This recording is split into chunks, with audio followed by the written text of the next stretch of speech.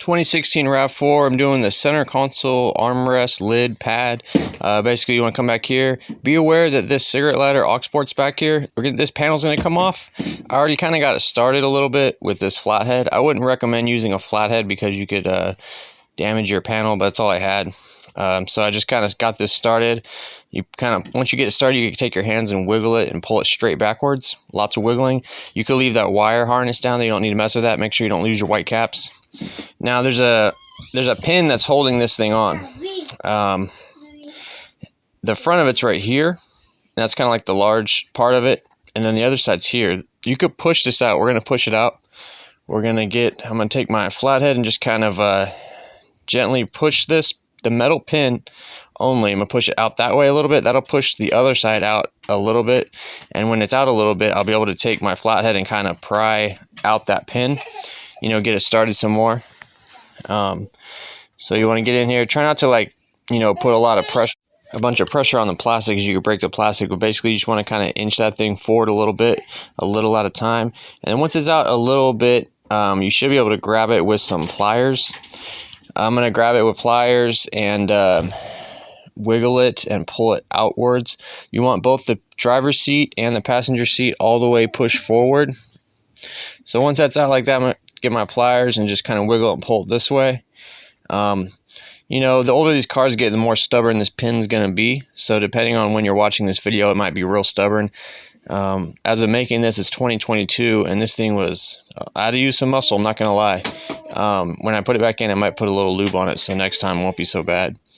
Alright, so just you want to wiggle and push that forward, or pull it out, Alright, we got it out. Now let's set this to the side.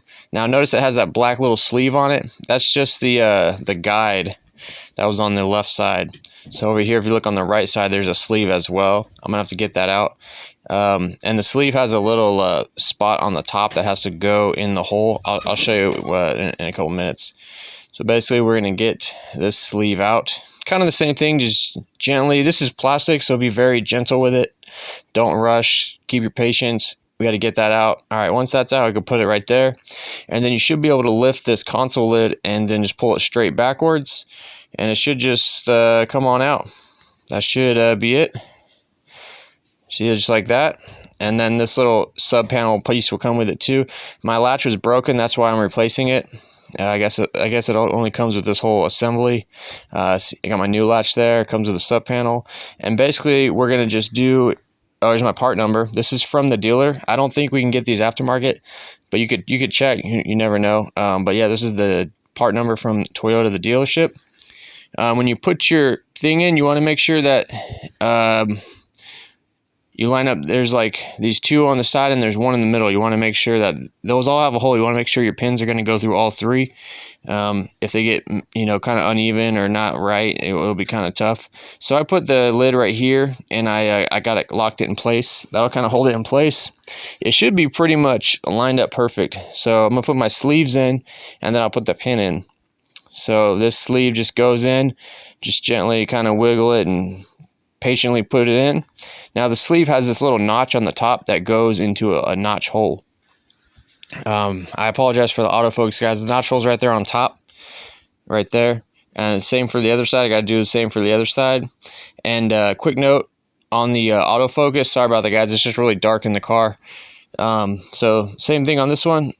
This has a little notch that is supposed to go on the top, right there. So we'll put this sleeve in. Just kind of push it in place. All right. Cool. Now once that is in, we can put our pin in. Put the small side in first because it's got to travel all the way through and go on the other side, and then it should be good. So it went in a little bit with my hands, and I kind of had to use my pliers to kind of wiggle it back in. If you put some lubricant on this, it should go a lot easier. I just wouldn't use too much, just because you don't want your car smelling like lubricant all the time. All right, so I'm going to finish pushing it in with my pliers. If you have like something to push it with, like a hammer or whatever, that works too. Just always remember this is plastic. It could break really easy. So on this side, I pushed my sleeve out. So I'm going to push the sleeve back in here and then just gently keep pushing the pin out. Now on the end of the pin, it looked like there's a spot for a C-clip. I don't know if this was supposed to have a C-clip, but you may need to take one off if there is one. But okay, so once that's on and everything's in, this should open and close normal and fine. Shouldn't have any issues. Should lock in place. And now we just got to put the back panel on. There's the back panel. Put the bottom in kind of first. Line up all the tabs. And then, you know, take your time and push this into place. You should hear it click and pop into place. And that's it, guys. That's how you do your center console on a 2016 RAV-4. You could probably work for other models as well.